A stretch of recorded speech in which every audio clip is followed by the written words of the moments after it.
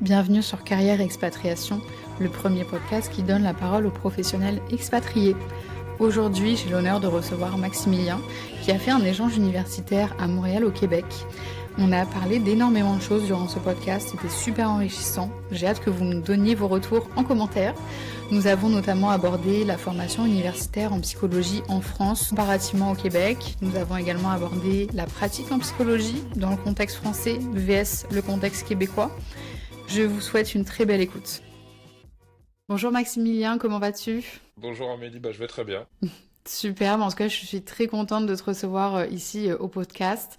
Ce que je te propose, c'est qu'on commence tranquillement. Est-ce que tu veux nous faire une petite présentation de toi, puis aussi de toi en tant que professionnel ? Je vais surtout parler de moi en tant que professionnel, je crois. Ça Mhm. va permettre de citer qui je suis, ça va donner un peu une image aussi de ce que j'ai pu regarder. Puis déjà pour commencer, je vais pouvoir parler de mon expérience qui va engager que moi à un moment particulier. Donc moi je suis psychologue clinicien français, psychothérapeute, je suis aussi un doctorat en psychologie. J'ai enseigné dans cette université, j'ai écrit une centaine d'articles. Un quart de ces articles sont des articles scientifiques. J'ai écrit 6 chapitres d'ouvrages, deux ouvrages aussi qui sont sortis en France. Certains sont arrivés au Québec d'ailleurs, j'ai eu quelques retours québécois. Et puis j'ai traduit un livre sur le MDR de l'anglais au français à destination des enfants. En tant qu'étudiant, j'ai traversé 4 universités.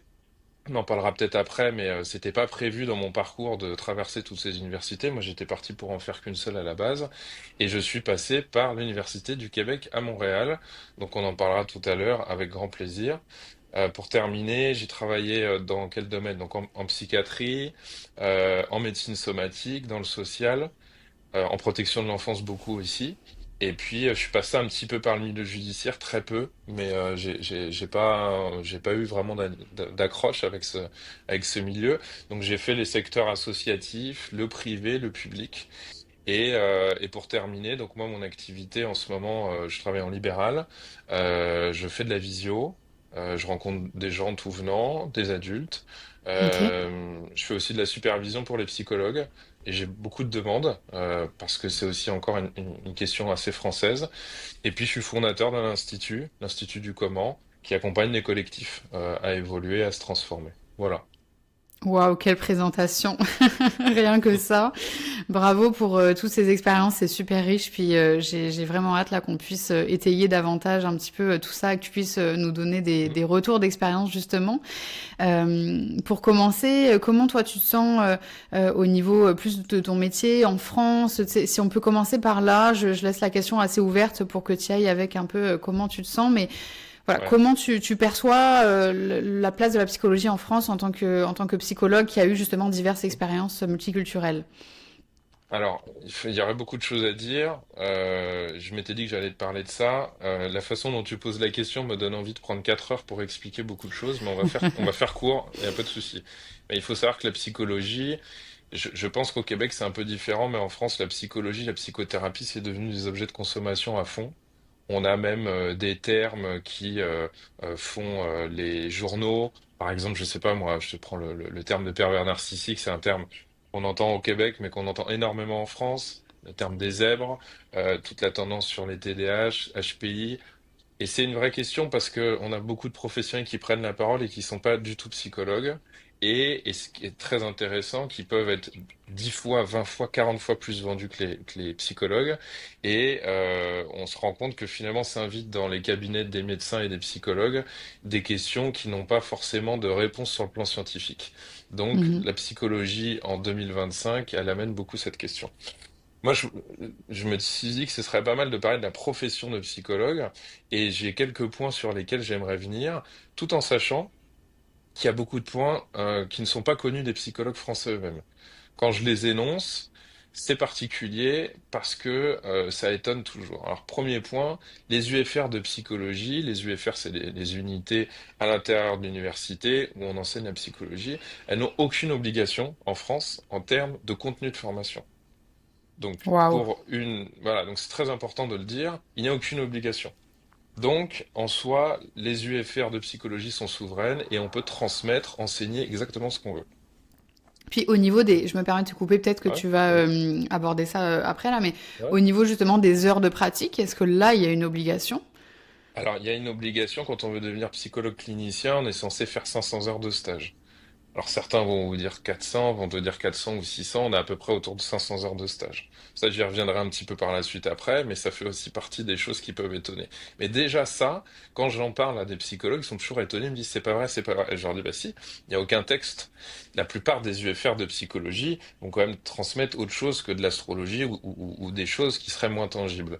Mais en fait, ça veut aussi dire, et on en parlera peut-être par la suite, moi qui m'intéresse à tous les modèles théoriques en psychothérapie, que bah, dans une université, tu ne peux parfois lire que de la psychanalyse ou que de la thérapie comportementale pendant 5 ans et n'avoir aucun cours sur autre chose, aucun enseignant intéressé par d'autres histoires que celles qu'ils connaissent. Donc ça, c'est compliqué. L'expérience clinique, et ça aussi c'est important, elle n'a aucune importance pour recruter un enseignant. On a beaucoup d'enseignants, je vais pas me faire beaucoup d'amis, mais c'est la réalité. Beaucoup d'enseignants qui peuvent être très sympathiques, mais qui n'ont parfois pas vu de patient depuis 20 ou 30 ans. La dernière fois, c'était durant leur thèse de doctorat. Ils Ouais, ont rencontré des effectivement, je patients, voilà. confirme. Et ça, tu le confirmes, ça, c'est très compliqué. C'est très compliqué parce que on oublie souvent à l'université que parfois on sort de l'université, on devient enseignant, on transmet.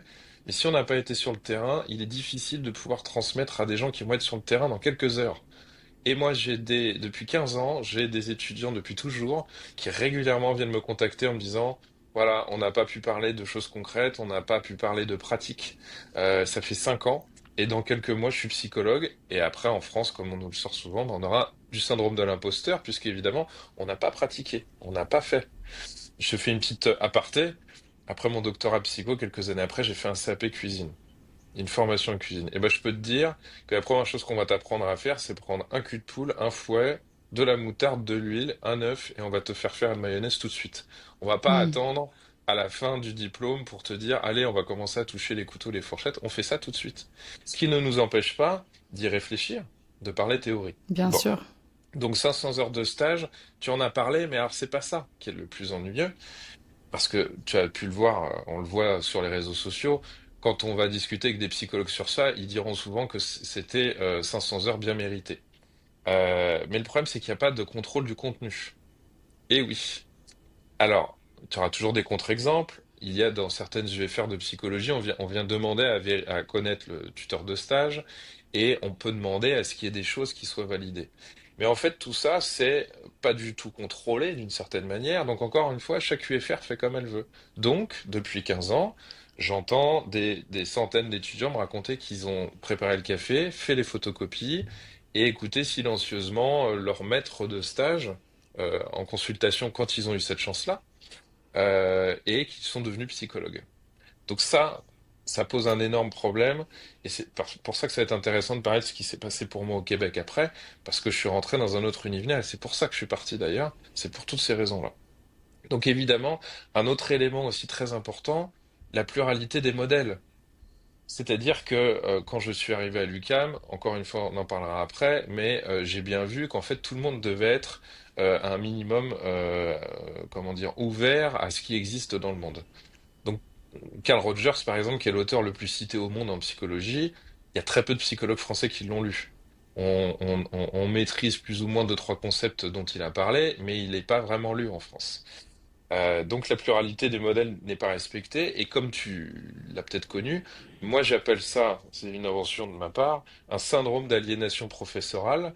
C'est que tu te Mhm. retrouves en tant qu'étudiant à écouter un enseignant te professer Skinner ou Jacques Lacan et t'expliquer ouvertement, je l'ai encore entendu la semaine dernière par un étudiant, que les autres choses ne valaient rien, qu'il fallait pas s'y intéresser. Mais moi je trouve ça grave. Parce que Ouais. quand tu as ton bac, le cégep au Québec, et que tu te retrouves à 18, 19, 20 ans, 21 ans, euh, le cerveau complètement lavé par un prof qui a décidé pour toi ce qui serait bon sur le terrain, pour moi, tu n'as pas fait un choix. Pour pouvoir faire un choix, il faut qu'il soit éclairé, et donc pour moi, il faut avoir goûté à plein de choses. Et les psychanalystes qui feraient mieux d'être comportementalistes et des comportementalistes qui auraient mieux fait d'être psychanalystes, mais encore faut-il avoir été confronté au goût et au choix par la suite. Donc ça, c'est important. Oui. Autre élément, je vais pas prendre peut-être trop de temps, sauf si ça t'intéresse, tout ça. Oh, Ouais, mais je peux vas-y, vas-y. continuer? Moi, je veux vraiment. Oui, oui, Bon, bien sûr. J'hésiterai je pas vais, si jamais. je, Très bien. Je vais aller un peu dans le dur des choses. Il y a des UFR qui ne reconnaissent pas le code de déontologie. C'est Alors le vrai, ça? code, Non. il y a des... Si, si, alors j'ai fait une émission qui s'appelait Les Psy par l'Opsy. Donc tu regarderas une des dernières émissions avec le professeur Cohen qui nous racontait que certaines UFR ne reconnaissaient pas le code de déontologie qui reste donc un ensemble de règles à suivre pour la profession. La plupart des psychologues français te diront que c'est très bien d'avoir un code de déontologie, ce à quoi je leur rétorque toujours qui n'est pas inscrit dans la loi. C'est ça. Il n'est pas opposable. Il y a eu une tentative, enfin, il y a un seul endroit, l'hôpital, le centre hospitalier de Rouffach, qui est dans l'Est, en Alsace, l'Est de la France, où ce texte, il a été inscrit dans les textes de l'institution. Donc c'est le seul endroit où c'est opposable. Sinon, ça ne reste, et c'est ça que les psychologues ont du mal, les psychologues français ont du mal à entendre, ça ne reste qu'un texte que tu suis ou que tu ne suis pas. Tu adhères ou tu adhères pas. Ouais. Et donc, on a beau me dire, oui, mais il a été révisé, oui, mais il a été signé par des organisations. Oui, mais déjà, la lecture n'en est pas obligatoire, la signature n'est pas obligatoire, et puis si tu le suis pas, tu le suis pas. Tout à fait. C'est pour Puis ça que, oui, j'ajouterais que en ayant déjà parlé de ce sujet, voilà, dans mes contacts professionnels qui sont à la fois français et aussi nord-américains, en fait, je me rends compte que les Français, ils se rendent pas compte réellement des limites de ce code hum, d'éthique et déonto. Parce qu'ils ils me mhm, disent, mais oui, nous aussi on en a. Il y a pas besoin d'avoir un ordre hum, pour en avoir. Puis réellement, là, il y a des limites et je trouve ça déjà assez étrange qu'on n'en parle même pas, en fait, des limites dans l'université, dans le bah, parcours universitaire pour qu'il y ait vraiment une là, conscience. exactement. Alors, la question de l'ordre, alors, elle est très, très, très chatouilleuse en France, donc c'est une question, mais en fait, l'ordre permettrait, d'une certaine manière, de rendre le code opposable. Certains expliquent qu'on pourrait le rendre opposable sans ordre, pourquoi pas? Mais Mhm. l'intérêt, notamment d'un ordre, c'est de pouvoir avoir une instance de professionnels qui pourront juger, et ça, c'est fondamental, parce que les psychologues ne veulent pas l'entendre, qui pourront juger entre professionnels aussi de la pertinence de l'opposition du code de déontologie par le psychologue ou par un client, un patient. Pourquoi je te dis ça?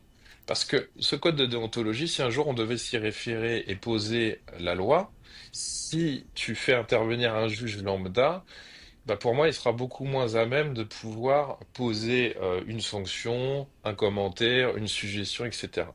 Donc c'est ça aussi l'intérêt d'avoir un regroupement de professionnels unifié par rapport au code de déontologie, c'est que moi, je ne peux pas laisser la décision à n'importe qui. Je préférerais avoir 5 psychologues en face de moi experts qui jugent d'une situation.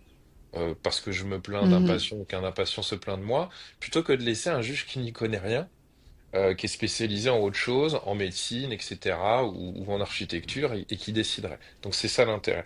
Donc ça reste qu'un papier et ça reste compliqué.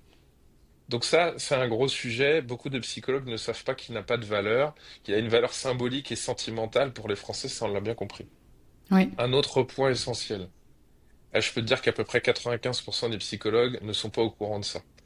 On évoque le secret professionnel. Le secret professionnel, il existe de deux manières, par profession ou rattaché à une institution.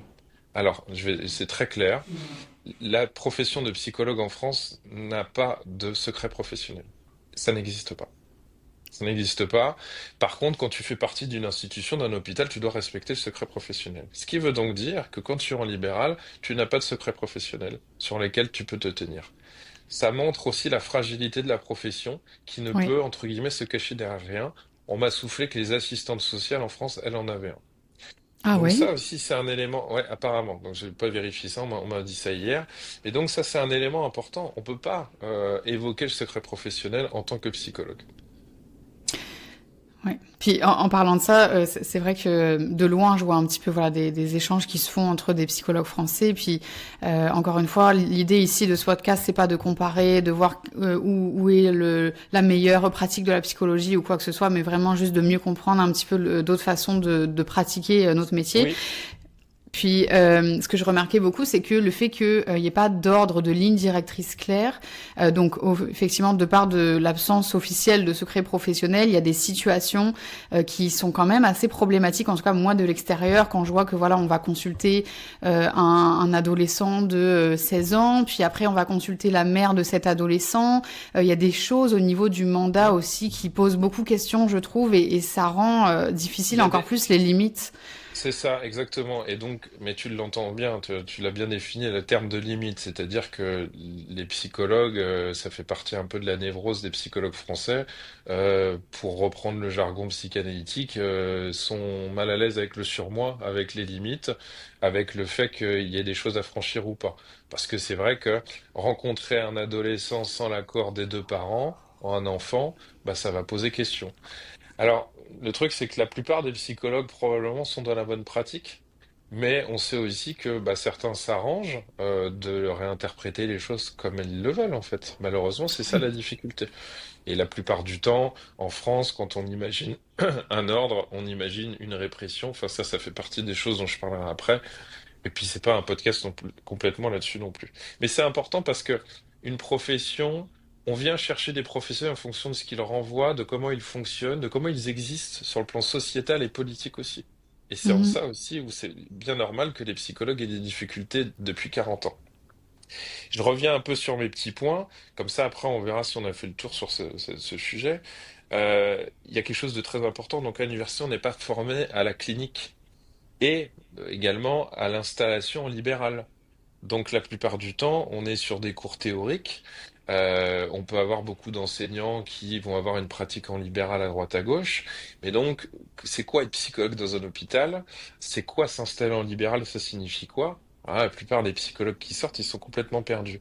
Donc évidemment, après, bah, il y a des entreprises qui proposent contre rémunération de t'aider à t'installer. Mais c'est quand même étrange, après une demi-décennie de formation, de pas être en capacité de pouvoir faire ça parce qu'on nous l'a pas appris. Donc évidemment, il y a des UFR qui s'occupent de bien faire, mais il n'y a pas d'obligation. Puis il y a pas, il pourrait y avoir des recommandations. On n'est pas obligé d'être Mhm. dans la sanction, mais on pourra avoir des recommandations. Ce qui nous fait dire qu'en fait, et c'est ça la question d'avoir une corporation, on peut appeler ça ordre, on peut appeler ça tout ce qu'on veut, mais d'avoir un sentiment commun. Parce que, et c'est ça qui est important, si je fais un arrêt cardiaque par un médecin de Québec, de Toronto, d'Ottawa, ou alors en France, de Montpellier, de Lille, de Brest, ou de Caen, ou de Marseille, je ne peux pas me dire que, en fonction de l'université où il a été formé, il aura peut-être pas les mêmes pratiques, et peut-être qu'elles sortiront du cadre, parce qu'il les aura interprétées comme il veut. Il faut avoir des recommandations minimum.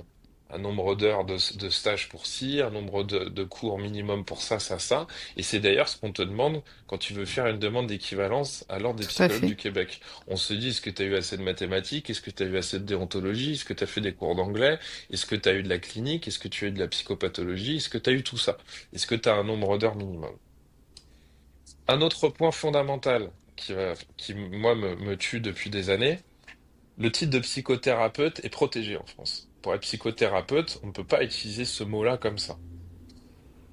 Il est offert à tous les psychologues cliniciens de France, cliniciens, à partir du moment où ils montrent leurs heures de stage, leurs 500 heures, et qu'ils sont passés par la psychiatrie. Mais, c'est tout. C'est-à-dire que pour être psychothérapeute en France, il n'y a pas besoin d'être formé à la psychothérapie. Ça, c'est encore un coup d'épée dans le ventre des psychologues, et je fais partie de cette profession. C'est-à-dire qu'en fait, est psychothérapeute, celui qui est médecin ou psychologue clinicien, et il n'a pas besoin d'y être formé. Donc ça veut dire que l'exercice de la psychothérapie n'est pas protégé. Tout le monde peut faire de la psychothérapie. Du moment qu'il n'a pas l'étiquette psychothérapeute, c'est bon. Donc en France, on a surutilisé le terme de psychopraticien. Donc il y a à peu près, je sais pas combien de professions qui se revendiquent de la psychothérapie, mais sans le nommer. Donc c'est ça aussi la France, c'est beaucoup de décrets, c'est des mots, c'est la protection des mots, mais c'est pas la protection des actes. Ça, Tout c'est à une fait. très belle image de la différence entre l'Europe et ce qui se passe en Amérique du Nord. Ça va être complètement différent. Tout à Donc fait. si, Puis je ouais, rajouterais vas-y. même que Ouais, au-delà de effectivement quand tu sors d'études, donc déjà tu arrives avec le titre par voilà par conséquent, mais il y a même pas de suivi ensuite sur la formation. On en reparlera tantôt, mais c'est vrai qu'il y a pas de suivi pour avoir le titre de psychothérapeute au Québec. En tout cas, il faut démontrer un nombre de formations obligatoires. Il faut démontrer des choses dans le temps en fait qui nous ouais. permettent de voir que ok on l'a encore ce titre et on a les capacités de on est légitime de l'avoir encore malgré le fait qu'on Mm. ait été diplômé il y a 15 ans. Et je vais te dire, pour répondre tout de suite aux critiques que je connais par cœur des psychologues, donc là, ce qu'on te dirait, c'est oui, encore des normes, encore des papiers, encore des Hmm. justifications, etc. Oui, mais parce que déjà, 500 heures, c'est pas beaucoup. Que quand on n'est pas formé à la psychothérapie, c'est pas très juste d'une certaine manière d'en faire. Et puis, en fait, je crois qu'on a peur de ça parce qu'on connaît notre système français, on l'a très intériorisé et on sait que ce serait des démonstrations et de l'administratif à n'en plus finir et des problèmes. Mais je crois qu'on peut aussi imaginer un minimum de recommandations d'accompagnement et de vérification sans que ce soit non plus sanctionnant, fatigant et surtout déconnecté du terrain. Parce qu'en France, on a quelque chose qui est très fort, c'est que l'administration nous impose des normes, des recommandations, des règles. Toute la médecine en France meurt de ça. C'est qu'en fait, malheureusement, il faut être clair, des gens avec des costumes et des cravates qui n'y connaissent rien pondent des obligations et sur le terrain, tout le monde panique et personne n'arrive à répondre à tout ça. Donc l'idéal, ça aurait été que les psychologues entre eux puissent donner des recommandations justes, pertinentes et adaptées, sans même forcément, pour le coup, créer tout un système d'accompagnement et de sanctions, mais simplement des recommandations communes pour la profession. Donc c'est une profession aussi, et c'est très important de le dire, qui n'est au courant de rien. Ça fait 40 ans que la profession, elle existe pour de bon. Quasiment aucun psychologue en France ne peut te nommer les personnes qui ont été à l'origine du titre de psychologue.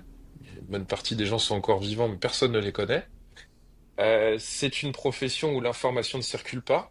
On avait un numéro d'identification à délit qui est devenu RPPS. J'en ai parlé 3 4 ans avant qu'on allait basculer vers ça, et je continue encore à avoir plein de collègues qui sont pas au courant. Voilà. Donc c'est une profession, et c'est ça qui me tue et qui m'a fait à un moment donné me battre pour la profession. C'est une profession sans information, et l'information c'est le pouvoir, et c'est une profession sans démocratie. Sans démocratie dans le sens où, en fait, on n'a pas un listing complet de tous les psychologues en activité, ils n'ont pas tous l'information, et on ne leur pose pas tous en simultané des questions communes pour qu'ils puissent voter et donner l'orientation, la trajectoire de leur profession. Donc, tu pourrais me dire, c'est pas très grave, ça va s'autoréguler. Donc, c'est le gouvernement finalement, c'est les luttes de pouvoir à droite à gauche qui font qu'on avance. Et donc, en ce moment, en 2025, la profession de psychologue en France, elle est en train de mourir peu à peu, notamment par rapport à ça, parce qu'elle n'a pas de corps, elle n'a pas d'organisation qui prend en compte tous les votes de la profession. Donc elle a aucun poids politique. Un exemple très simple, euh, récemment, une petite organisation, une petite fédération de quelques centaines de membres est entendue par le gouvernement parce qu'elle accepte des jeux du gouvernement et donc le gouvernement dit bah voilà une association représentative est d'accord avec nous.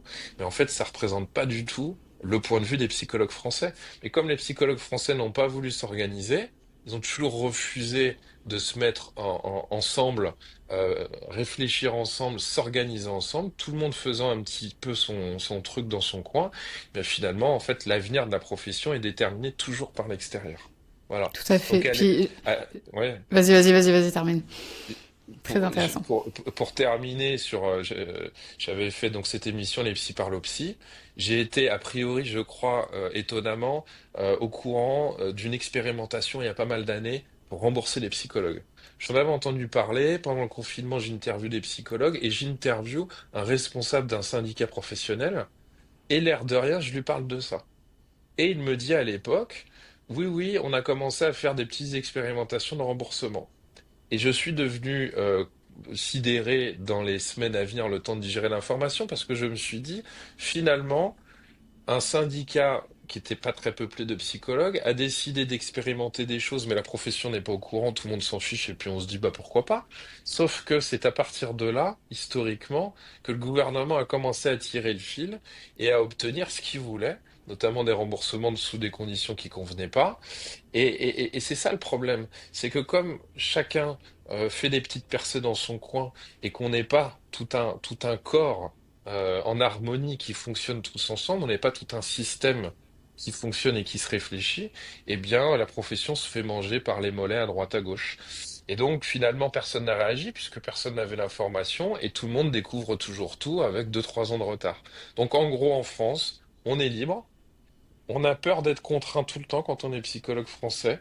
On a peur d'être esclave. C'est la névrose française qui tourne malheureusement en boucle et que je pense tu as pu un peu percevoir depuis que tu es parti, quoi.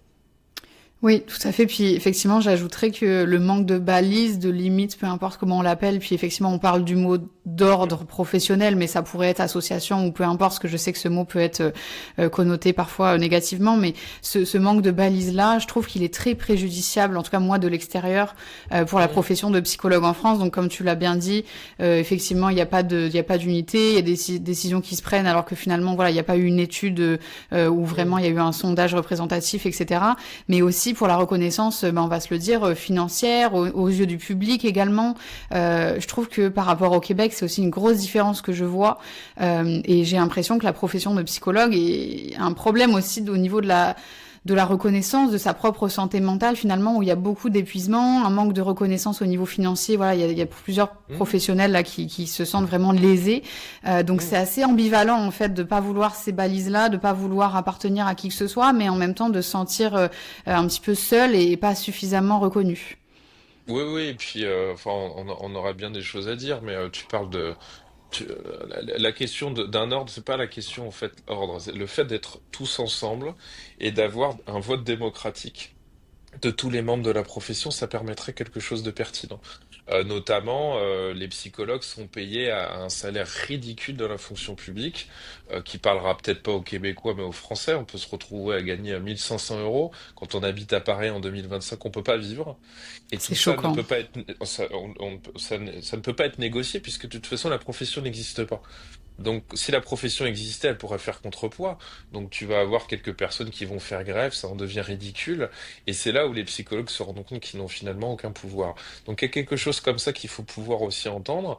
Et on est hors réalité. Finalement, la profession de psychologue est hors réalité. Et puis, pour la petite histoire aussi, il y aurait beaucoup de choses à dire. On a notamment un syndicat qui s'est réclamé contre un ordre. Et à l'époque, j'avais republié parce que j'ai eu accès à pas mal d'informations en fait en rencontrant des personnalités historiques. En fait, ce syndicat était pour l'ordre et a publié plein de choses pour l'ordre. Et c'est ça qui est intéressant, c'est comme les psychologues sont pas au courant, ils ne cumulent pas des éléments historiques. Voilà, donc on reste dans des caricatures finalement, et on se rend compte que bah, certains qui étaient pour quelque chose sont finalement contre, mais si tu n'as pas l'histoire, ben, elle se rejoue en boucle. Et la profession de psychologue depuis 40 ans, elle ne fait que de se rejouer en boucle avec trois, quatre personnalités historiques qui sont toujours là, avec des mythes, parce qu'en France, patrie de la psychanalyse, on aime beaucoup les mythes, on aime adorer des personnages. Et moi, je ne suis pas québécois, j'ai passé un peu de temps là-bas, je connais pas mal le monde anglo-saxon et j'ai besoin d'une dose de pragmatisme, ce qui manque cruellement en France. Donc malheureusement, je suis toujours attristé bah, de voir qu'on peut être sous-payé, maltraité, que personne n'a finalement cumulé de connaissances et puis enfin de cumuler de connaissances tous ensemble avec le temps et que ce soit consolidé. Et tu vois, il y a 2 semaines, j'ai donné un enseignement et on va terminer là-dessus, parce que c'est très révélateur, dans une université dans le sud de la France. Enfin, j'ai donné une conférence dans une université qui est très très psychanalyse lacanienne. Et puis dans ce laboratoire de développement, on a donné la main aux jeunes. On leur a dit bah organisez un colloque. Ils ont organisé une journée sur la systémie. Ok. Bon, apparemment ça a été très bien reçu. Ils étaient heureux comme tout. Sauf que j'ai appris après coup qu'il y a beaucoup d'enseignants qui ont trouvé ça comment dire honteux d'aller enseigner la systémie parce que c'est pas de la psychanalyse et donc c'est pas pur. Et donc je me dis en 2025, ça continue, ça continue, ça continue à tourner en boucle, ça ne veut pas s'arrêter. Et évidemment, bah, moi j'ai eu un vent de fraîcheur quand je suis parti au Québec, quoi. D'ailleurs, je peux t'en parler. Mais oui, tu nous fais une belle transition. C'est ce que j'allais dire. Puis effectivement, donc j'ai hâte de t'entendre peut-être dans un premier temps. Pourquoi t'es parti au Québec? Dans quel contexte finalement? Alors, moi j'étais étudiant à l'université à Nanterre, c'est à l'ouest de Paris. Bah écoute, moi je me suis toujours intéressé à chercher un peu plus loin que le cours. Je m'ennuyais un petit peu, j'aimais bien aller chercher les bouquins qu'on nous demandait de pas lire à la bibliothèque. Donc lisais sur l'hypnose, sur la systémie, sur Palo Alto. Donc déjà tout ça, en première, deuxième, troisième année, j'avais déjà ça dans la tête. J'ai fait aussi énormément de stages. Tu vois, les Français doivent faire 500 heures de stage. J'en ai fait 2085 heures. Voilà. Un vrai Donc là, Québécois. voilà, ben, je sais pas, mais en tout cas, dès le départ, je me suis dit, je veux voir. Et c'est très idiot, peut-être, c'est très simplet quand on est jeune. Je me suis dit, je veux voir ce que c'est qu'une patiente anorexique, je veux voir ce que c'est que d'avoir une schizophrénie, je veux voir un bilan neuropsychologique, je veux voir tout ça en fait, parce que je sais pas si ça va me parler, si ça va m'intéresser, si ça va avoir du sens pour moi. Donc je me suis battu comme un âne pour absolument avoir une pratique un peu partout. Donc déjà j'étais curieux et puis bah finalement je me suis dit déjà au bout de 3 ans j'avais déjà passé du temps dans des congrès, j'avais trouvé une combine parce que j'avais pas d'argent comme tous les étudiants, je faisais appariteur, c'est-à-dire que je m'occupais de l'organisation. Une fois que tu as distribué les badges et tenu les portes, et bah tu assistes au congrès. Et donc j'ai vu beaucoup de monde, j'ai lu beaucoup, je suis sorti un petit peu du modèle très français. Et puis je me suis dit, bah, je pense qu'il y a quelque chose à vivre là-bas. Donc d'un seul coup, j'ai eu le déclic. Et comme j'avais déjà de l'avance, parce que j'avais déjà suivi peut-être 3 ou 4 stages, alors que la majorité n'avait pas encore commencé les stages, bah, je me suis dit, j'ai déjà de l'avance, j'ai des bonnes notes, je vais essayer de postuler. Et donc je me suis lancé comme ça. C'était en 2007 que je suis parti. Voilà. Ok, ok. Puis t'es parti dans quel un échange universitaire ou c'est quoi Donc, le programme oui, oui, c'est exact? ça. Alors, moi, j'ai été donc à l'université de Nanterre. Je suis parti par le Crépuc, qui est l'Erasmus nord-américain. Je crois que ça s'appelle encore comme ça, hein. J'ai un doute, mais Alors là, peut-être que je voudrais pas peut-être que dire de bêtises. j'ai peut-être un peu vieilli et peut-être ça n'existe plus. Donc j'ai postulé à l'UQAM. J'avais postulé à Concordia, j'avais postulé à l'Université de Montréal. Je crois que Concordia, de mémoire, il demandait qu'on ait 15 000 euros sur nos comptes bancaires. Et je me suis dit, bon, là, c'est pas possible. Il y a un c'est pas fait pour moi. Et donc j'ai postulé pour l'UQAM. J'ai cherché partout, j'ai retourné tout. Et puis comme j'étais dans une dynamique de stage, je me suis dit, je vais peut-être essayer de chercher un stage. Et je suis tombé par bouche à oreille, on m'a parlé de l'hôpital Douglas. Hôpital Douglas, qui était à l'époque la plus grande banque de cerveau sur laquelle on faisait des études en psychiatrie, en Amérique du Nord ou dans le monde. On était dans un moment tendu en France parce que, comme d'habitude, ça ferait les Québécois, on était en pleine grève. Pourquoi? Parce qu'on allait changer de président et qu'a priori, ça allait être Nicolas Sarkozy. Donc, Université de Nanterre, un bastion de gauche très connu historiquement, ils ont commencé à bloquer tout. Les cours n'étaient plus possibles, on n'avait plus d'examen. Donc j'ai commencé un petit peu à paniquer parce que je me suis dit, mais moi je vais partir dans quelques mois et je vais pas pouvoir fournir de notes à l'université québécoise. Donc, petite anecdote marrante, il y avait un amphi, il faisait grève avec les micros. Et moi, j'ai demandé à avoir le micro. Et je me suis installé devant un amphi de 300-400 personnes. Et je leur ai dit, je vais vous raconter ma vie 2 minutes, tout le monde s'en fiche, mais je vais vous expliquer. Vous êtes en train de faire grève pour un type qui ne vous plaît pas. Allez tous voter. Que tout le monde aille voter et faites tourner la démocratie, parce que là, vous êtes en train de nous bloquer avec les cours. Et je leur ai dit, moi, si j'ai pas mes notes, je ne pars pas au Québec et je suis en train d'organiser toute ma vie pour partir en échange. Donc, à cause de vos grèves, je vais peut-être être lésé. Bon, ça a fait un gros silence et je suis parti.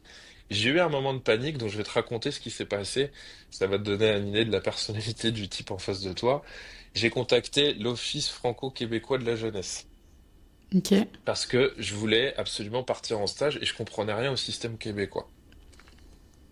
J'ai paniqué, j'ai envoyé des courriers à tous les ministres en expliquant que je risquais d'avoir un problème par rapport à mon passage au Québec si l'université était bloquée. À l'époque, Jean-François Copé était ministre et il m'a répondu un courrier. Waouh, la Ça classe. m'a- ça m'avait coûté 10 timbres, c'était complètement farfelu, mais je me suis dit fais-le, ça te coûte que 10 timbres. Et Jean-François Copé m'a répondu en disant en gros, on va tout faire pour que vous puissiez partir. Prenez de nouveau attache avec l'Office franco-québécois de la jeunesse. Je les appelle. Ils me disent, on ne sait pas qui vous êtes, monsieur Bachelard, mais apparemment, on a le feu vert jusqu'en haut pour pouvoir vous faire obtenir ce dont vous avez besoin. Donc j'étais en plein délire. Et donc ils m'ont, a priori, j'étais le premier, je sais pas s'il y en a eu d'autres, j'étais le premier à qui on a donné, enfin j'ai payé quand même, un permis de travail pour pouvoir exercer à l'hôpital Douglas en tant qu'interne. Donc là, elle m'a dit, je ne sais pas qui vous êtes, mais en tout cas, apparemment, on a ordre de vous donner ce dont vous avez besoin. Donc j'ai eu un permis de travail tamponné avec le passeport pour arriver à l'hôpital Douglas. Mais je vais te donner une autre anecdote qui va te parler du système français. Ça ferait rire les Québécois aussi. Ça, je pense. Quand tu dois faire un stage en France, tu dois remplir une convention. Et il y a un numéro d'identification de l'établissement. En France, on a un numéro qui s'appelle un numéro finesse. Chacun a un numéro. Je remplis ma convention. pour l'hôpital Douglas pour que ce soit reconnu en France avant de partir. Et ils me disent, on peut pas le reconnaître. J'en dis, mais pourquoi? Vous n'avez pas indiqué le numéro finesse de l'hôpital Douglas. Je leur dis, mais c'est à l'étranger, ils n'ont pas de numéro finesse. On peut pas valider votre stage, monsieur, il sera pas valide en France. Je sors dépité, j'appelle l'hôpital Douglas, je tombe sur une Québécoise adorable qui rigole parce que je lui raconte mon histoire. Elle me dit ça a pas de bon sens, on n'a pas de numéro, je sais pas quoi vous dire. Elle m'a dit ça n'existe pas chez nous, appelez le ministère, je sais pas quoi vous dire. Et là je me dis bon, on est en France, donc il va falloir être encore plus fou que les fous. Donc j'ai inventé un numéro. Je suis retourné dans le bureau. Je leur ai dit voici le numéro finesse. Je me suis trompé, il était sur le site internet. Ils m'ont dit c'est bon, il est validé. Ils m'ont tamponné le papier. Ça tient à Waouh. ça en fait. Ça tient à ça l'administration et la bêtise française.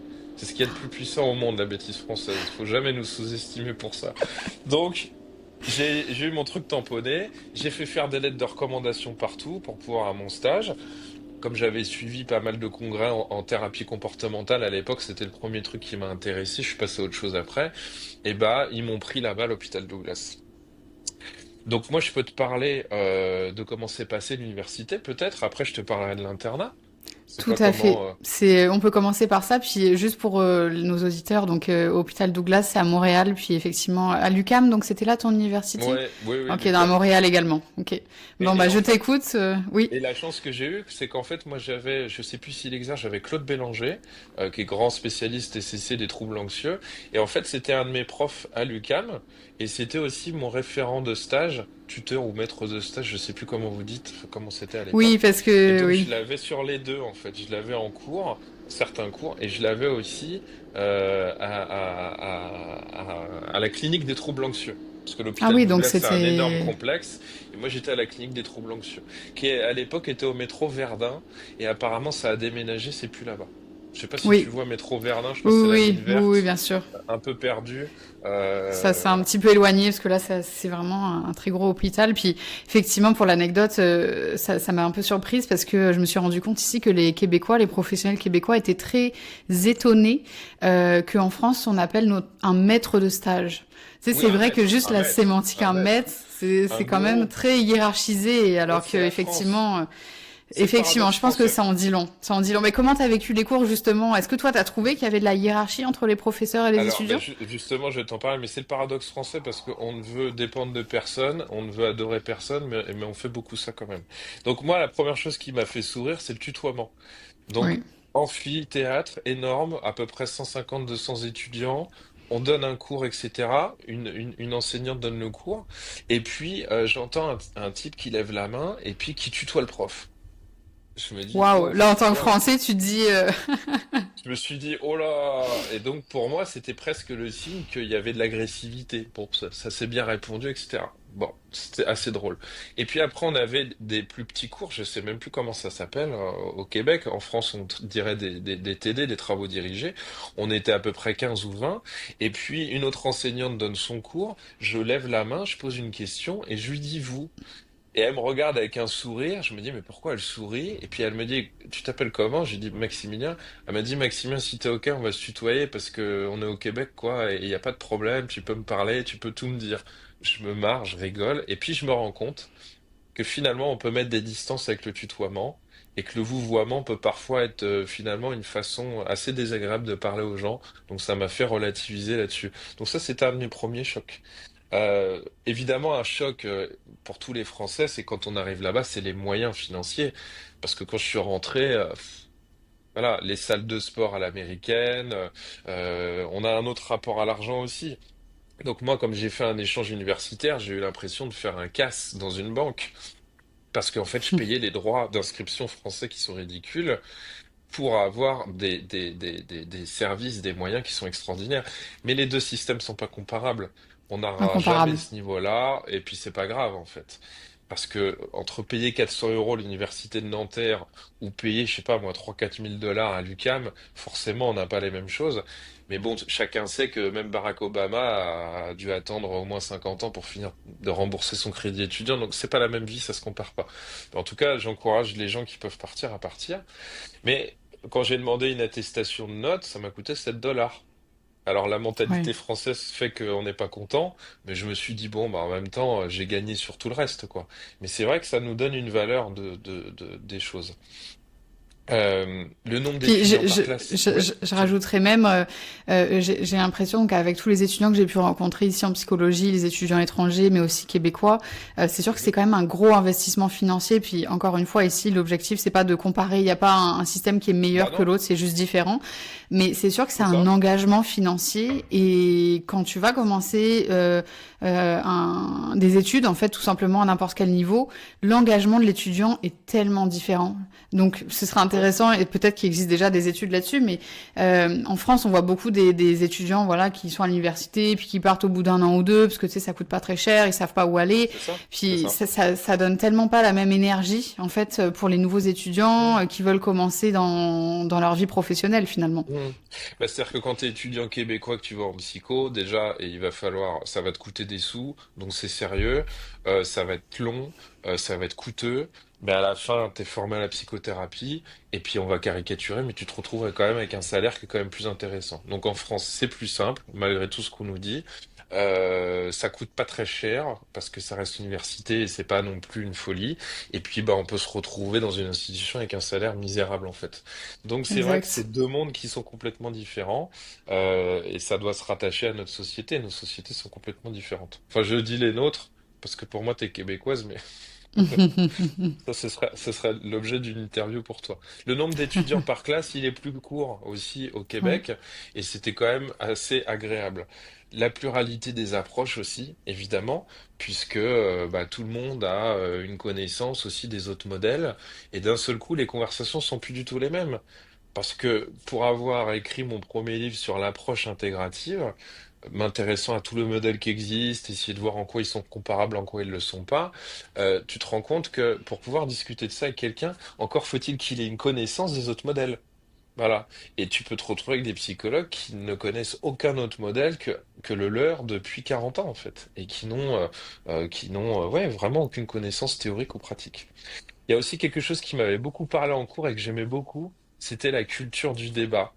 Et un des cours qui m'avait beaucoup marqué, c'était une enseignante qui nous a dit, voilà, Maximilien, vous allez défendre la thérapie comportementale pour le traitement de l'anxiété, et puis vous allez défendre la psychanalyse, et vous aurez 3 minutes pour débattre avec des arguments, et on se retrouve dans une semaine. Et je me suis dit, c'est génial, parce que, alors je te donnais ça à titre d'exemple, je sais plus si c'était ça, mais en fait, ça te pousse à aller te renseigner. Tu vois? Essaye de défendre un point de vue qu'a priori tu ne connais pas ou que tu n'as pas. Je trouve que c'est un exercice intellectuel qui est à l'image aussi bah, d'une façon de discourir entre professionnels qui est pour moi plus intéressante au Québec qu'en France. En France, on a malheureusement beaucoup de psys qui ne s'entendent pas et qui se chicanent, qui s'engueulent, qui se tirent dessus, mais sans connaissance en fait du sujet de l'autre en fait. Donc ça donne des débats complètement stériles. Tout La à fait. connaissance, la connaissance des études scientifiques aussi est pertinente. Tu vois, moi j'avais un cours de psychopharmacologie. Alors autant dire que quand on a un livre de 500 pages à lire et qui doit être lu dans 2 mois, pour un seul cours, c'était compliqué. Mais j'ai emmagasiné beaucoup d'informations. C'est venu aussi contrebalancer certaines de mes certitudes. Voilà, puisque toutes les études scientifiques sont toujours à pondérer. Il faut toujours faire attention à la méthodologie pour pouvoir comprendre le résultat. Mais on a cette culture d'aller chercher un peu des informations nouvelles.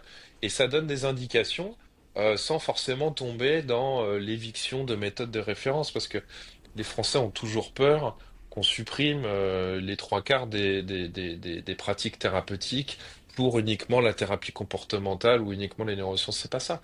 La psychanalyse aussi a été évaluée à plein d'endroits dans le monde. Et les données sont vachement intéressantes. Mais on a une culture française qui en plus est peu portée vers le monde anglophone. Tu vois, mon Oui. premier bouquin, je crois qu'il doit avoir au moins 300 références, 95% c'est anglophone. Parce qu'il n'y avait rien en français, en fait. Et toi, J'avais. tu savais parler anglais quand tu as fait ton échange? Est-ce que tu avais Oui, des cours oui. en anglais? Oui, alors j'ai pas pris les cours en anglais. Ah, si, j'avais un cours en anglais. J'avais pas de consultation. Ça, on en parlera après en anglais. J'ai dit c'est pas la peine, je vais pas y arriver. Ça va être ridicule. Ça fera rire le patient dépressif, pas plus. Mais non, non, tu vois, ça c'est vraiment important de se dire que même si tu ne le parles pas, il faut que tu lises, il faut que tu le comprennes. Et c'est vrai que c'est toujours assez sidérant d'avoir beaucoup de professionnels qui n'ont accès qu'à ce qui a été traduit. Tu vois, il y a des recherches connues dans le monde entier qui sont inconnues des Français. Tu vois, sur l'effet dodo en psychothérapie, ceux qui ne savent pas ce que ça veut dire effet dodo, tapez effet dodo psychothérapie sur Google, vous verrez qu'on a des études depuis les années 70 qui sont magnifiques et qui expliquent énormément de choses en psychothérapie qui sont pas connues des Français parce que c'est pas très démocratisé. Les facteurs de changement en psychothérapie, c'est une des études les plus importantes au monde en psychothérapie, elle n'est pas connue par les Français. D'ailleurs, je vais me permettre l'aparté et je vais finir sur ce point. Euh, les études montrent que ce qui est un facteur de changement en psychothérapie est disséminé sur plusieurs points, mais qu'en fait, l'outil thérapeutique, selon certaines études, serait responsable à 15% du changement chez le patient. Et les dernières études descendent à 7-8%. C'est-à-dire que quand tu te formes et que tu te dépenses très cher plein d'outils, il faut te rendre compte que ce qui fait le plus changer un patient, c'est les facteurs extrathérapeutiques, pour 40%. Ce qu'il vit dans sa vie, c'est 40% de ce qui va le faire changer. 30%, c'est l'alliance thérapeutique. 15%, ça va être ses attentes et ses croyances. Donc ça veut dire qu'il y a au moins 85% qui n'est pas lié à l'outil chéri pour lequel beaucoup de psychologues ont une relation fétichiste en fait. Voilà. Et c'est vrai que quand on a une connaissance des études, on a tendance à relativiser le pouvoir qu'on a mis dans un outil. Et pour pouvoir arriver à cette réflexion, je crois qu'il faut avoir lu un peu, il faut avoir Ouais. contrebalancé, il faut avoir cassé ses croyances et ses certitudes. Toi qui fais de la neuropsychologie, je pense que tu peux encore mieux le comprendre qu'un psychothérapeute qui va moins forcément se dire que ça vaut la peine. Tu vois?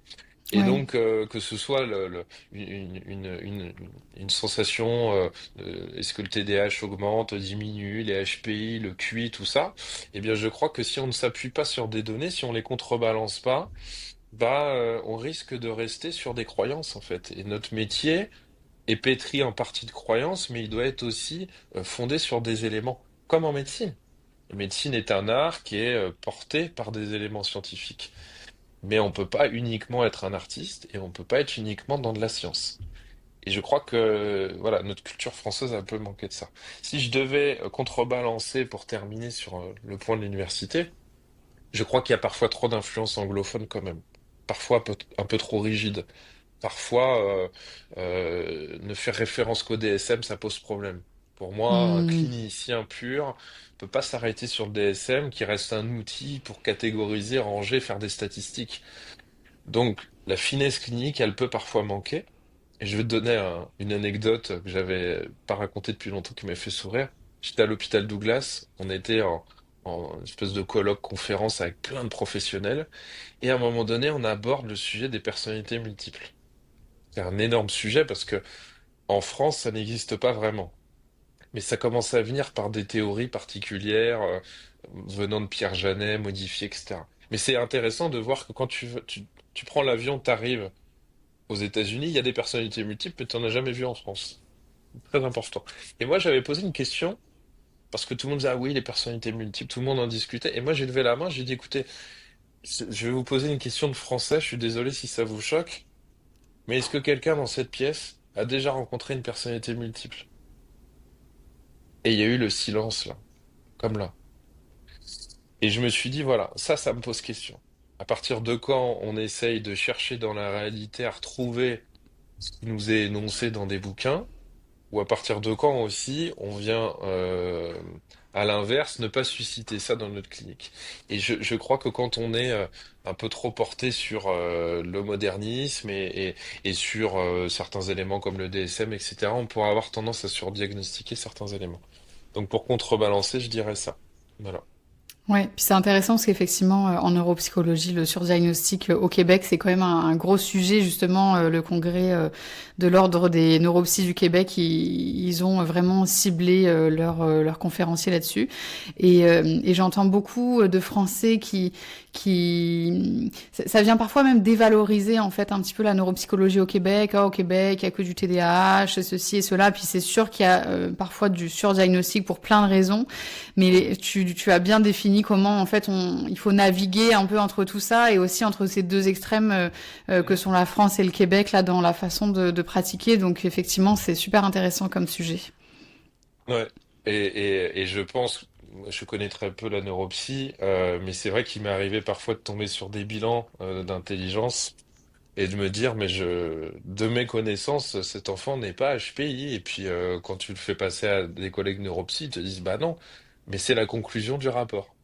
Waouh, Et en donc je me France, des dis, bilans bah oui, de psychologie? oui, oui, ça arrive. J'en ai eu Ok. plusieurs dans ma carrière où je me dis, mais c'est compliqué parce que là, en fait, on peut pas statuer sur ça. Et je crois que celui qui, comme on dit souvent, celui qui a un marteau ne voit que des clous. Et ça, je crois que les psychologues en France devraient vraiment régulièrement se poser la question de ce que l'on crée, de ce qu'on veut absolument se confirmer, puis de réussir à avoir des positions. Parce que si c'est psychopathe praticien, coach sur je sais pas quoi, à droite à gauche, qui font la psychologie d'aujourd'hui, ça pose un problème. Tout Tu à vois? fait. Puis là, on voit encore une fois un manque de balises. Je veux dire, nous, c'est sûr que le Québec n'est pas parfait. Oh non. Certainement qu'il y a du surdiagnostic. Ça a peut-être cet effet-là. Néanmoins, ce serait très grave et ça m'est jamais arrivé ici. Et je pense qu'il y a peut-être moins de chances que ça arrive qu'on voit des diagnostics de douance intellectuelle sans Hmm. qu'il y ait les chiffres qui suivent. En tout cas, il y a eu des cas comme ça et ces personnes-là ont été jugées au syndic suite à des Ouais. plaintes avec l'ordre. Donc là, on voit un manque de balises effectivement en France et ça peut être une dérive en neuropsychologie. Là, au niveau du diagnostic, ça a quand même des conséquences assez importantes là sur l'enfant, les recommandations associées. C'est vrai que c'est quand même assez impressionnant, en tout cas moi de ma perception. Quand tu me racontes ça, je Oui. dis ok. Et puis, tu vois, en fait, pour poser, je vais m'arrêter sur ce sujet parce que je le connais pas trop, mais pour poser un diagnostic de TDAH, euh, pour l'administration française, il faut que ce soit un médecin. Il semblerait que les psychologues peuvent avoir un peu leur mot à dire maintenant. Mais ça reste pas clair en fait tout ça assez souvent. Oui. Et de quoi on a besoin pour poser un diagnostic, c'est une vraie question. C'est pour ça que tu verras sur les réseaux sociaux des débats qui vont un peu te dépasser chez les Français, qui sont pas les mêmes que chez les Québécois, parce que c'est des problèmes d'identité. Parce que la profession de psychologue en France a des graves problèmes identitaires depuis toujours. Notre profession frôle la psychose, elle n'a pas de corps et elle a des problèmes identitaires parce que les repères ne sont clairs pour personne en fait. Mais ça permet à certains de faire un peu ce qu'ils veulent, et comme on n'a pas envie d'être l'esclave de qui que ce soit, eh bien, on veut pas de règles. Et donc, ça donne quelque chose de pas clair. C'est sûr qu'au Québec, pour certains Français, il y a des choses qui peuvent paraître un peu rigides. Mais je me dis que, il y a un moment, il faut pouvoir aussi trouver une balance entre les deux. Ouais, Tout à fait, clairement. tout à fait. Bon, en tout cas, je pense qu'on pourrait carrément faire un podcast sur ce sujet du diagnostic, mais si on revient à toi, ton expérience au Québec, est-ce que tu peux peut-être commencer par nous parler de ton expérience L'internat? pratique? C'est ça, Ouais. qu'est-ce que c'est Bah, un l'internat. internat finalement? Est-ce que tu peux peut-être éclairer nos auditeurs? Bah, écoute, moi j'étais donc à la clinique des troubles anxieux. J'avais un superviseur et on va dire que par extension, il y avait 3 à 4 superviseurs qui pouvaient travailler avec moi. Donc là, d'un seul coup, tu te retrouves entouré de monde. Écoute, c'était pas compliqué. Je suis arrivé, on m'a tendu des piles de livres et on m'a proposé quelque chose. À l'époque, j'avais pas peur et heureusement que j'avais fait tout ce que j'avais fait avant. On m'a dit voilà, voici la liste des patients que tu vas rencontrer. Et puis tu prends un peu ton temps, t'inquiète pas, il n'arrive que demain. Ok? Et on m'a dit, tu auras une thérapie de groupe sur le trouble anxieux généralisé à gérer et un autre sur la phobie sociale qui commenceront d'ici quelques semaines. Donc là, d'un seul coup, tu dis, ah, d'accord, ok. Donc en fait, je suis passé d'un endroit où on n'a pas confiance en moi à un endroit où on me dit, vas-y, jeune homme, fonce, quoi. Donc alors là, j'ai lu. Mon appréciation de la TCC que je connais bien, c'est que je me suis dit, bon, une fois que tu as fait un trouble anxieux, 2 troubles anxieux, 3 troubles anxieux, c'est toujours un peu la même mécanique au fond. Et donc, j'ai eu tout de suite cette responsabilité. Mais il faut aussi se dire aux auditeurs français qu'au Québec, un psychologue peut être chef de clinique, en fait. Voilà. Ouais. Donc, on est très rapidement à l'américaine dans quelque chose où on te fait confiance, on te donne les chances. Si ça marche pas, ça peut être un peu cassant, un peu sec, mais au départ, on peut pas dire qu'on est la plupart du temps limité. Et c'est ça qui fait la différence avec la France, c'est qu'en France, on a tendance à dire, ouh là là, attention, il faut pas que tu rencontres tel patient parce que ça va être compliqué. Au Québec, on y allait directement. Donc, très rapidement, alors que j'étais quand j'avais fait que 3 années en France, je me suis retrouvé avec des grandes responsabilités tout de suite, puisque j'avais des cours de doctorat et de bachelor. Puisque pour les auditeurs français, au Québec, on fait le bachelor québécois, donc la licence, et après on commence pour le doctorat. On est parti pour 5 ans. Donc moi j'étais à Exact. cheval entre les deux. Donc on m'a fait on m'a fait confiance en poussant un peu plus loin. Donc les internes, ils sont très bien formés. Ils reçoivent, j'ai envie de dire, presque des vrais patients, parce que qu'est-ce que j'entends par vrai patient? C'est des gens qui viennent pour la première fois, parfois en consultation, et c'est leur première consulte. Quand on est en stage en France, assez souvent, on va voir un patient qui est suivi par notre tuteur de stage. C'est pas toujours comme ça, bien évidemment. Mais là, tout de suite, j'avais des gens qui étaient dans des dépressions lourdes, qui avaient des TOC résistants, qui avaient de l'anxiété généralisée, une phobie sociale pas possible, des troubles paniques avec agoraphobie, j'en avais tout le temps avec beaucoup de peur de rouler sur les ponts, parce qu'à Montréal, ça arrive assez souvent qu'il y ait des soucis, et donc il y avait des gens qui avaient peur de prendre la voiture, etc. Et donc je me suis retrouvé tout de suite avec ces questions-là. Et surtout, et ça c'est quelque chose que j'oublierai jamais, de la supervision audio ou filmée. Alors, Et c'est là, explique-nous tout ça en détail, j'ai eh hâte. ben, c'est-à-dire que c'est pas bien compliqué. Quand tu es en France et que tu fais de la supervision, majorité du temps, 95 à 99% du temps, tu racontes ce qui s'est passé. J'ai rencontré une personne, elle m'a raconté ça, je suis un peu bloqué là-dessus. On est sur de la narration. Et quand on est sur de la narration, tout le monde se ment. On se ment, on ment à l'autre sans faire exprès, on voit les choses sous un certain angle, qui nous arrange ou pas, on n'a pas réussi à voir ces angles morts. Sauf que là-bas, trépied, caméra ou dictaphone, et on enregistre avec l'accord du patient, et ça se fait assez naturellement. D'ailleurs, on explique aux gens, voilà, vous allez être suivi par un interne. Et moi, je disais, bah voilà, on enregistre. Est-ce que vous me donnez bien votre accord? Signez-moi ce papier. Comme ça, moi, si je suis en difficulté, je pourrais discuter avec mon superviseur pour pouvoir améliorer un peu les choses, faire mieux avec vous, vous aider à débloquer vos difficultés. Et donc là, t'as le choc du réel. Parce que tu peux pas mentir, parce que tu t'entends, et c'était terrible, parce que mes premières supervisions, j'étais liquide de honte. Parce que la façon dont tu te présentes, la façon dont tu te tiens, là où tu relances pas, et ta façon de couper la parole ou de pas entendre ce qui a été dit, tu prends tout de plein fouet. Faut être un peu solide, parce que je me dis que la plupart du temps, quand on n'est pas habitué à ça, on prend ça dans les dents et on se sent nul. Donc les premières supervisions, c'était horrible. Pourtant, ils étaient adorables, bienveillants, tout ce qu'il faut, mais j'avais honte de moi-même parce que j'entendais bien, avant même qu'on me le dise, quelque chose qui n'allait pas. Mais c'est ça qui est fondamental, c'est que je peux te dire que quand tu fais un truc pas terrible, pas extraordinaire, quand t'es pas bien positionné, quand tu questionnes pas bien les gens, tu le refais pas 2 fois. À partir du moment où ça a été enregistré, entendu devant témoin, et puis on peut en parler. C'est-à-dire que si je te raconte une consultation, ça a beaucoup moins de force que de te montrer ce qui s'est passé. Mon placement, le placement des gens, comment ils te parlent, comment ils se positionnent, comment ils réagissent, le rythme, l'ambiance, tout. Euh, donc tu peux toujours le raconter, mais en même temps tu peux aussi le regarder, et puis tu peux avoir des feedbacks concrets. La prochaine fois, tu pourrais ne poser aucune question. Ou la prochaine fois, tu pourrais, quand il fera ça à 3 reprises, faire ça. Et donc là, on se met à parler un peu de manière pragmatique, à débloquer des situations.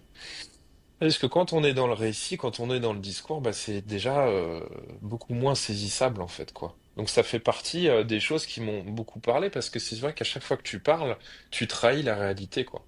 Donc ça veut pas pour autant dire que c'est la supervision parfaite par excellence, mais il y a quelque chose qui parle.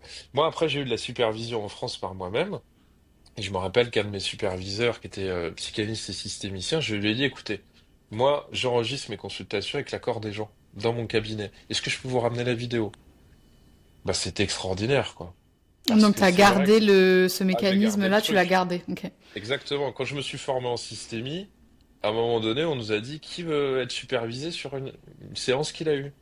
je suis le seul idiot de toute la promotion. Tout le monde m'a regardé avec étonnement. Tout le monde m'a dit que j'étais extrêmement courageux, mais en fait, moi, je voyais pas le courage. Je me disais, mais quand il faut y aller, faut y aller. J'avais enregistré une consultation d'une famille. Et donc, tout le monde était pétrifié en se disant, waouh, il se montre avec toutes ses faiblesses. Mais moi, je me disais, ouais, mais moi, quand je sortirais, j'aurais bougé là-dessus, en fait. J'aurais vraiment appris.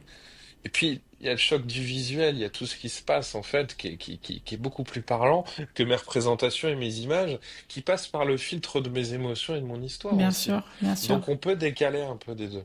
Que ça m'évoque quelque chose, c'est super, que ça me fasse une résonance, c'est parfait. Mais là, en plus, j'ai l'image. Et donc, tout ça, c'est assez pertinent. Et est-ce Donc, que, si ouais. je reviens là-dessus, est-ce que, comment tu as trouvé le rapport donc des professionnels avec qui tu as travaillé au Québec concernant, c'est pas l'échec parce que c'est pas un échec, mais du manque de formation ou tu sais, est-ce que tu as trouvé que il y avait un rapport différent VS en France ou dès qu'il y a une erreur en France, ça va peut-être être perçu Ah bah, différemment? évidemment, mais de toute façon, tu sais très bien ce que je vais répondre, et je pense que tout le monde peut l'imaginer. Évidemment qu'on va t'encourager à réessayer au Québec, en Amérique du Nord, c'est comme ça, et puis en France, on va pointer ce qui va pas, en fait. Donc c'est beaucoup plus encourageant. Le truc, c'est que quand on est notamment en formation en supervision, on est très fragile. On devient puissant et en même temps on est très fragile parce qu'on a peur de faire des bêtises. Je crois que tout l'art de la supervision, c'est d'amener à faire fructifier quelque chose. Et l'Amérique du Nord est beaucoup plus forte pour ça. Il y avait une interview de Sébastien Chabal, je sais pas si tu vois qui c'est, le rugbyman français, qui est parti en Angleterre et il disait, bah là-bas, on m'a dit qu'on m'avait recruté pour mes qualités. Et alors qu'on lui a toujours reproché de ne pas être bon sur certaines choses en France. Et il disait, bah c'est ça. Voilà, quand on est en Amérique du Nord, quand on est dans le monde anglo-saxon, quand on est en Angleterre, on essaie de faire fructifier ce qui fonctionne chez nous, plutôt que de pointer du doigt perpétuellement ce qui va pas. Et ça, c'est une vraie Ok. question, hein. En systémie, d'ailleurs, on essaye de penser comme ça, c'est-à-dire essayer de révéler les compétences de l'autre, parce que ce qui va le faire avancer, c'est ce qui est moteur pour lui. Et simplement pointer ce qui va pas chez quelqu'un, bah, ça lui donne plus envie de continuer. Donc c'est vrai que on s'est permis de reprendre des choses que je faisais pour m'améliorer. C'était difficile, mais si j'ai réussi, c'est parce que justement il y avait beaucoup d'accueil et de bienveillance. Parce que sinon, Ok. je me serais senti détruit, jugé, et ça aurait été très compliqué. Pour moi, montrer la vidéo d'une consultation, c'est comme se mettre à poil en fait devant quelqu'un, vraiment. Et donc, il faut avoir confiance, quoi. Je suis désolé si l'expression elle est cash, mais pour moi, voilà, il y a quelque chose comme ça. Et donc, il y a nécessairement une obligation d'accueillir les choses. Et je voyais bien hein, que le superviseur disait, oui, peut-être tu pourrais faire comme ça. Et moi, dans ma tête, je me disais, non, mais c'est une catastrophe ce que j'ai fait. C'est très gentil ce qu'il vient de dire. Et d'ailleurs, j'ai tellement honte que, évidemment, je vais le faire. Il a tout à fait raison. Mais c'est justement, c'est ça. C'est le fait de ne pas verbaliser que tu as fait une bêtise parfois, qui fait que Ouais, tu mais te plus de rémunes par le toi-même. verbaliser avec l'amélioration, avec des pistes de recommandations. On y Ouais. revient justement aux Ou recommandations. même pas le verbaliser, dire, toi, tu pourrais faire comme ça. Hmm. Parce qu'il n'y a pas besoin que je te dise que c'était pas terrible. Tu Hmm. vois, tu te le dis déjà à toi-même, je vais pas en rajouter. Et ce qui est enregistré est déjà du passé en plus. Là, on est dans le présent. Donc voilà, essaye de faire comme ça. Et je trouve que c'est important de garder cette finesse. Voilà, plutôt que de dire ah bah tu te rends compte l'effet que ça a eu et puis c'est pas bien et puis il faut pas faire ça, etc. C'est de mettre un peu de jeu et de mettre un peu cette tendresse. Et pour pouvoir appuyer ça, je vais aller au bout de ma démonstration. Et il y a la question des grilles d'observation. Parce que quand on fait un stage en France, en fait, ça arrive de plus en plus. Je vais pas te dire que ça se passe comme ça dans toutes les facs, mais souvent, tu fais ton stage et puis voilà. Parfois, on demande aux référents, au maître, au tuteur de stage de faire un document. Mais au Québec, et ça j'ai adoré, ça fait très pragmatique, hein, on avait trois, quatre pages de trucs à cocher. Est-ce qu'il a appris ça? Jusqu'où il l'a appris? Et on avait trois, quatre pages comme ça. À quoi ça sert ces grilles d'observation pour moi? Ça promet un apprentissage du stagiaire. Ça lui donne une certitude qu'on va aborder ça. Et puis ça permet aussi aux professionnels d'avoir quelque chose à dire de concret. Voilà. Tu te rappelles au début, tu avais des difficultés sur ça, et toi et moi, on se l'était dit. Eh bien, 6 mois après, on peut constater que tu as bien progressé là-dessus, et que maintenant tu sais faire ça, et que d'ailleurs tu me demandes plus d'aide pour ça non plus mais que tu pourras améliorer ça et ça. Et donc là, je trouve ça très intéressant, ce pragmatisme, parce qu'on n'est pas en train de juger à la tête du client. On n'est pas uniquement sur des émotions, on n'est pas uniquement sur des sensations. Donc là, pour le coup, c'est le petit côté positif de l'échelle. Ça permet d'objectiver quelque chose. Je suis en train de me dire, je parle à une neuropsy, donc pour elle, c'est évident. Mais ça, c'est important. Tu vois? Bien sûr. C'est comme quand tu te dis, lui, il a l'air assez rapide, et puis tu fais passer un test de QI, et puis tu dis, ah, bah, je vois là où ça fonctionne, là où je vois où on est dans la norme, par contre, et puis là, c'est un peu plus rapide. J'ai une meilleure image. Et ça, c'était un objet entre deux personnes qui facilitait l'apprentissage, parce que je me voyais évoluer sur des choses concrètes. Ouais, puis C'est au-delà de important. ça, si on revient justement à ce qu'on disait tantôt sur le contenu de la formation en France, c'est vrai que ça permet aussi de standardiser les stages, les internats, puisque cette grille d'observation, c'est la même pour tout le monde. Puis il y a différentes compétences que tu dois, par lesquelles tu dois passer, que ce soit au niveau relationnel, humain, au niveau éthique, C'est ça. déonto, au niveau pratique, de l'évaluation, de l'intervention, de la lecture. Donc ça permet aussi de standardiser un petit peu la formation pour l'ensemble des étudiants. De part et d'autre, en fait, c'est une sécurité, parce que moi, quand j'étais étudiant, donc dans ces quatre universités, mais quand j'ai enseigné dans les sept autres, etc., j'ai toujours entendu la même chose. C'est-à-dire que, en fait, quelqu'un a trouvé un stage comme il a pu, il a mis des mois à trouver, il rencontre quelqu'un, il sait pas ce que ça va donner, et puis ça se passe pas très bien. Et en fait, on est sur du mou, parce que, en fait, le référent de stage, il connaît pas l'université, il a pas de point de passage pour faire apprendre quelque chose à l'étudiant, et l'étudiant, il se plaint, mais en même temps, il n'a pas de document pour pouvoir dire à son maître de stage, moi j'étais censé apprendre ça, ça, ça. Donc en fait, il n'y a pas de contrat. Donc c'est un peu à la confiance. Et donc ça se passe souvent très bien, mais ça se passe aussi beaucoup très mal pour beaucoup d'étudiants qui en plus ont tellement besoin du stage pour valider qu'ils acceptent tout et n'importe quoi. Donc ça, c'est Oui. terrible. Tu vois, c'est comme quand tu apprends la conduite. Tu vois, à la fin de la conduite, tu as un examen avec quelqu'un d'extérieur. Donc en fait, celui qui t'apprend la conduite, il faut qu'il t'apprenne à accélérer, à freiner, à passer les vitesses, à faire un créneau, à aller sur un rond-point, à rouler en marche arrière, à rouler sur l'autoroute. En fait, lui, il a une grille et il faut que tu aies validé parce que c'est pas lui qui valide à la fin. À la fin, on va voir si tu es quelqu'un qui a bien intégré tout ça. Donc il a sa part à faire objectivement. On peut pas simplement dire c'était sympa les heures de conduite. Il faut que j'ai intégré aussi concrètement des choses, tu C'est une vois. belle analogie. Et donc ça, c'est fondamental et c'est protecteur pour tout le monde. Mais c'est comme la question d'avoir une démocratie des psychologues, d'avoir un regroupement de tous les psychologues, d'avoir un code de déontologie inscrit. L'idée, c'est pas forcément de mettre en difficulté les psychologues, c'est aussi de les protéger, de protéger le public. Eh bien, si on arrivait un peu plus à contractualiser les choses, à avoir des listes de référents de stage qui connaissent l'université, qui sont connus pour leur rigueur, qui peuvent transmettre des choses concrètes et qu'on avait un équilibre entre toutes les universités de psycho et tous les praticiens de terrain, et si les deux se rencontraient, ce serait merveilleux. Déjà, il y a 15 ans, ça m'obsédait, déjà quand j'étais à l'université, et ça n'a pas bougé en fait, malheureusement. Donc tu auras des exemples et des contre-exemples, évidemment. Bien sûr. Moi, mes stages se sont assez bien passés dans l'ensemble, mais c'est vrai que il y a quelque chose comme ça. Pour terminer, Puis, je dirais aussi. Oui, dis-moi. Dis-moi. Puis t'as soulevé un point, puis je pense que voilà, on va pas rentrer forcément en détail dessus, mais c'est vrai que les étudiants, comme tu l'as dit en France, il faut savoir pour les Québécois qui nous écoutent que il y a très peu de stages disponibles, ça peut être très difficile de trouver un stage, et ça peut aussi mettre les étudiants dans une position où effectivement ils vont aller vers une population, vers un milieu qui sont pas forcément pour lesquels ils n'ont pas vraiment d'intérêt ou c'est pas forcément en accord avec leur formation. Donc Tu je pense que prends. là il y a Tu aussi prends ce qu'il y un a. problème.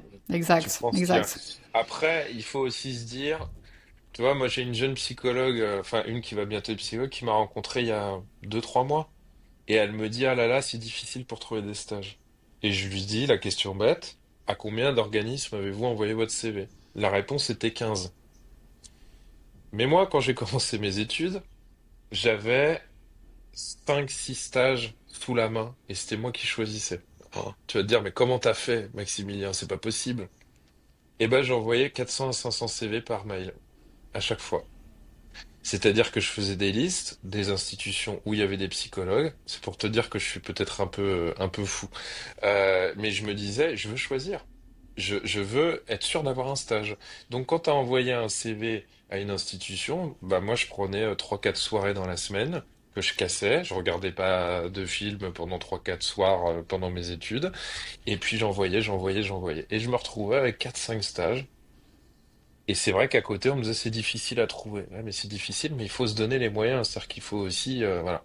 Et puis, je sais que depuis que je ne suis plus étudiant, je sais qu'on a resserré aussi les conditions pour avoir des stages, que pour beaucoup d'universités, on peut plus en faire en juillet-août, pendant les vacances scolaires, la coupure d'été, on peut plus. Moi, j'en faisais beaucoup aussi à ce moment-là.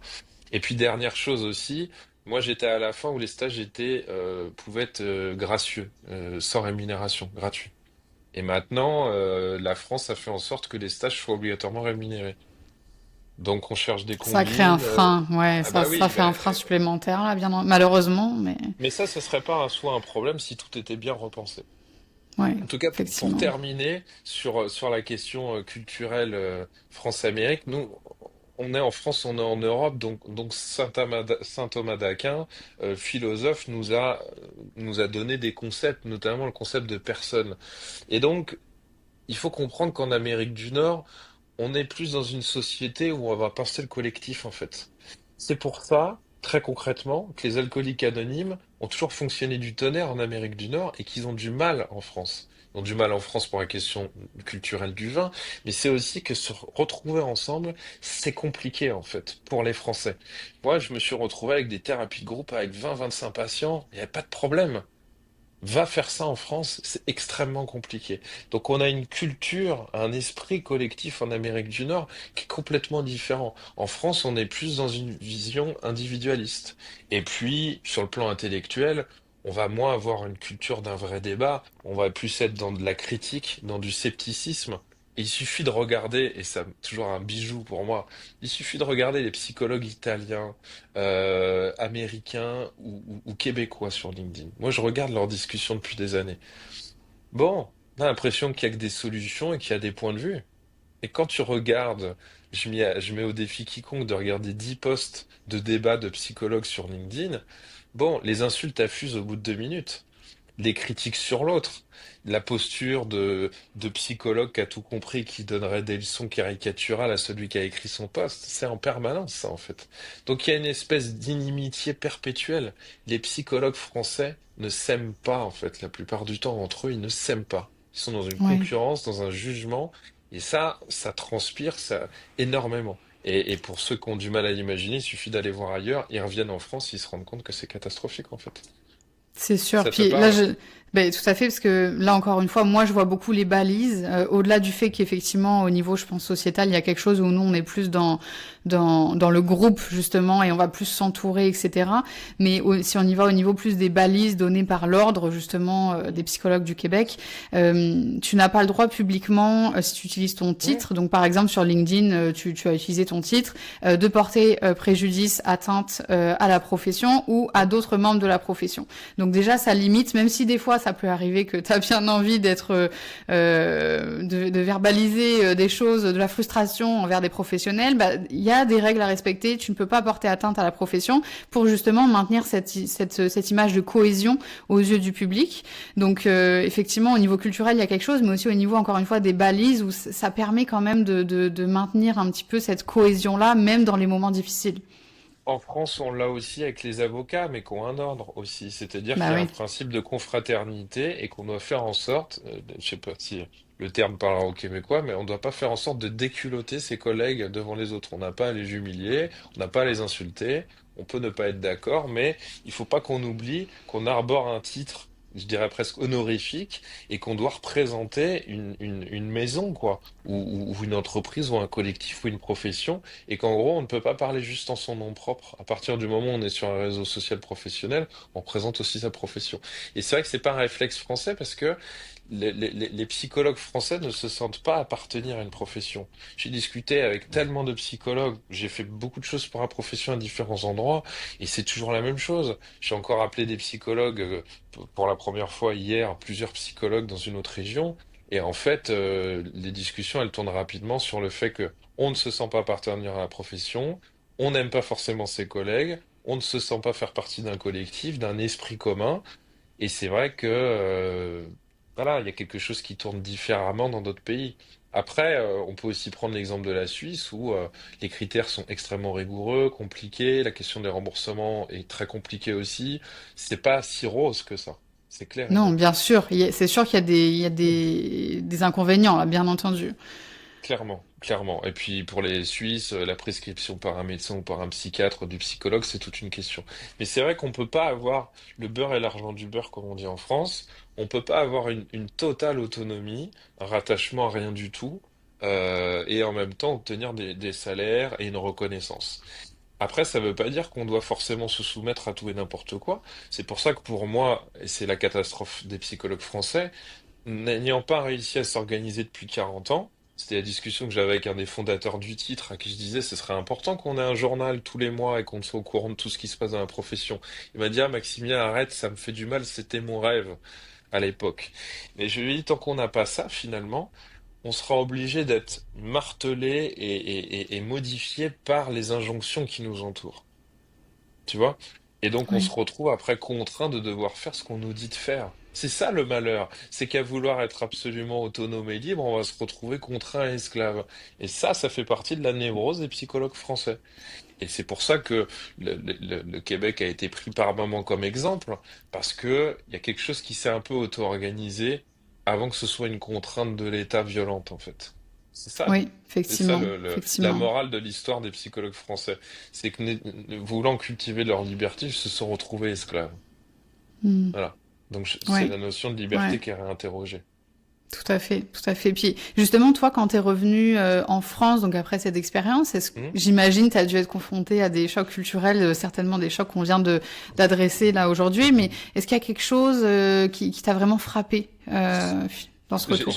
Je sais pas si l'image elle va t'intéresser, mais moi elle m'a fait sourire quand je suis revenu à l'université. Et tu sais, on a toujours des endroits où on se pose avec des amis pour discuter. Et en fait, je suis revenu à l'université. Je me suis installé au même endroit devant le bâtiment comme d'habitude. Il y avait des plots en béton et j'avais les mêmes amis qui étaient posés aux mêmes endroits. Et en fait, je me suis rendu compte qu'il y avait rien qui avait bougé. Et puis ils m'ont posé la fameuse question qu'on pose aux expatriés. Alors, vas-y, raconte. Qu'est-ce que tu veux que je te raconte 9 mois? Je suis allé voir les chutes du Niagara, je suis allé à New York, je suis allé à Toronto, je suis allé à Ottawa, je suis allé à Montréal, j'ai vécu l'internat. Qu'est-ce que tu veux que je te raconte? Je savais pas quoi raconter, et puis bah, je me suis dit, bah, va falloir retourner dans quelque chose où bah, les stages vont être beaucoup moins intéressants en termes d'apprentissage.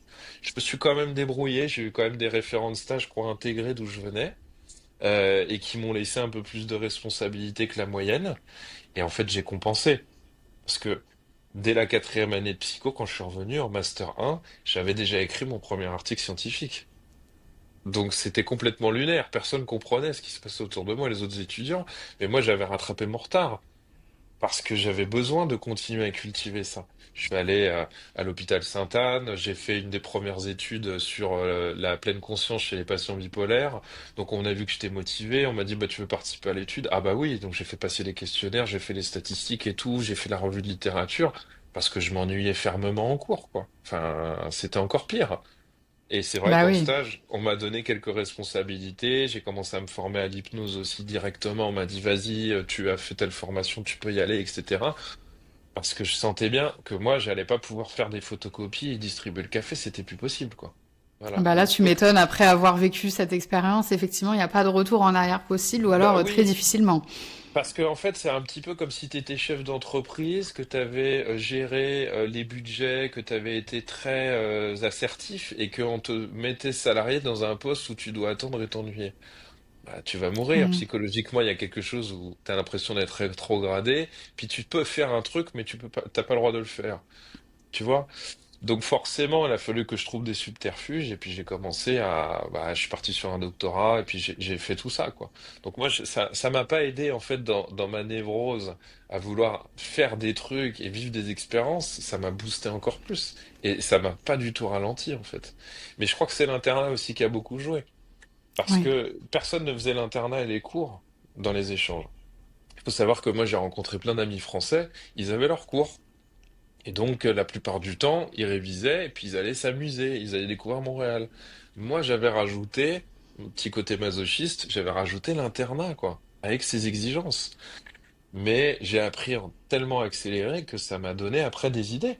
Puis ce qui fait que bah, j'ai pu m'autoriser à écrire tous ces articles, faire des conférences, donner des formations, enseigner dès que je suis sorti, dès que j'ai eu mon diplôme, j'ai enseigné quelques semaines après en fait.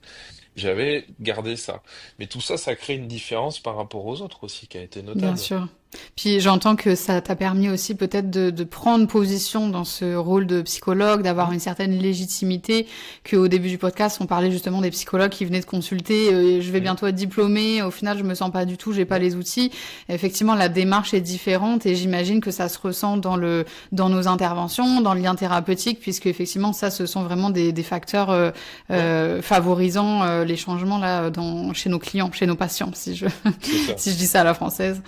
Oui, moi j'aime bien le terme de client souvent parce que ça fait très financier en France, mais ça veut dire qu'en fait la personne a aussi des droits et puis ça sort de la position haute de il est patient donc il doit être guéri donc il est malade et ça va dépendre de moi en fait.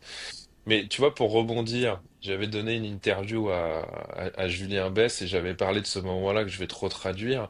Pour te donner un exemple de la difficulté du retour en France, j'avais signé un rapport d'équivalence de cours. Quand tu pars, on te dit, bah, ce cours-là, vous allez le suivre très bien. Il vous permettra de valider celui qu'on fait. Donc, mon papier était signé. Quand je suis revenu, on m'a dit finalement, non, il est plus valable. Vous allez devoir repasser tout. Mais non. Si, si, j'ai failli devenir fou. Et un prof m'a chuchoté à l'oreille que de toute façon, il avait fait le coup à plein d'étudiants, qu'il fallait partir au tribunal administratif, que ça allait durer des plombes. Et donc, j'ai changé d'université. J'ai raconté cette histoire à l'autre université, qui m'a dit, vous n'êtes pas parti avec nous, donc nous aussi, on va devoir vous faire repasser quelques cours. Mais donc, on vous accepte chez nous. Et je suis parti de la première université. J'étais assez en colère. Le type s'était amusé à faire ça avec plein d'étudiants. Mais tu te rends compte quand même à quel point un contrat ne vaut rien, en fait, en France. Après avoir vécu tout ça, on m'avait dit oui, mais vous n'avez pas fait la méthode psychanalytique pour l'interprétation du Rorschach. Ben, j'ai dit bah oui, parce que je suis pas parti à l'UQAM pour faire les cours identiques. Mais oui. Voilà. Et donc j'ai vécu autre chose. Et vous m'avez signé ce rapport d'équivalence. Et donc j'ai préféré pas me battre et puis je suis reparti ailleurs. Et puis c'était très bien. Finalement j'ai continué, j'ai appris plein d'autres choses. Mais c'est vrai que le retour était un peu difficile. Mais je pense que si tu cultives après un lien avec tes écritures et avec d'autres professionnels qui ont aussi cette petite flamme, il n'y a plus de problème. Il n'y a plus de problème. Mais c'est vrai que vouloir retourner dans le moule est compliqué. Moi, je me suis posé la question d'y retourner hein, au Québec et C'est ce même que d'y j'allais te rester. poser comme question, ouais. Bah, en fait, moi, j'ai deux enseignants qui m'ont dit, est-ce que tu veux rester, Maximilien? C'était compliqué. Mais je me suis dit, écoute, je suis profondément français, en fait. Et voilà, on pourra faire un autre podcast sur les mentalités françaises et québécoises. Mais je me suis dit, il y a une étude à l'époque qui disait qu'il y avait à peu près la moitié des foyers français qui, au bout de quelques années, retournaient en France. C'est pas la même mentalité. Voilà, la C'est très mentalité différent. nord-américaine, c'est ça le leurre que beaucoup de Français ne voient pas. C'est on parle la même langue et puis vous avez un accent et vous dites pas les mêmes mots que nous, mais ça va être sympathique. Non, non, non. On n'est pas, c'est pas les mêmes fondations. Voilà, donc on voit pas le monde pareil et c'est très bien. Mais à partir du moment où tu sors d'un échange joyeux avec des jeunes de ton âge, c'est plus la même chose que de devenir un vrai étudiant qui va payer des frais d'inscription, rester pour de bon et après s'inscrire dans une société avec son rapport à l'argent, son rapport à l'amour, son rapport à l'amitié, son rapport aux sciences. Euh, Tout est complètement différent en fait. Bien Tu sûr. vois, il y a vraiment quelque chose comme ça où passer l'effervescence de l'échange, je me suis dit sois raisonnable et de ça, faisant quelque chose pour décrire une trajectoire qui te sera personnelle, singulière et forte dans ton pays. Il faut que tu en fasses des épices que tu ramènes dans ton pays. Tu n'es pas obligé d'aller vivre en Inde. Tu as ramené du curry, tu vas t'en servir dans tes plats et c'est super en fait. Tu vois, donc ça a été compliqué, mais il y a une petite voix qui m'a dit non, non, c'est un leurre. Euh, Moi, j'ai cultivé l'envie de retourner là-bas. De temps en temps, j'y suis retourné.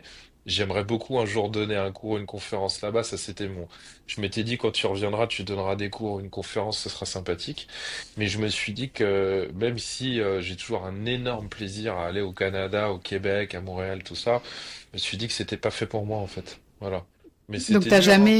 t'as jamais J'ai remis vécu. en question ce choix là une fois que t'étais professionnel en France, après quelques années, ce choix, Bah, tu l'as jamais remis en question. alors, pour être honnête, j'avais préparé En fait, j'avais rencontré un enseignant qui faisait partie de l'OPQ, l'Office, enfin l'Ordre des L'Ordre des psychologues du psychologues du Québec. Québec, ouais. Voilà. Et je lui avais dit, si je veux être psychologue un jour, dans quelques années, comment je fais? Et il m'avait dit, il faut tout en détail de vos cours. Donc quand je suis revenu en France, je suis allé chercher les anciens documents de l'époque. Je les fais tout tamponner par les universités. J'ai gardé toutes les attestations de tous les cours, tous les détails, tous les justificatifs.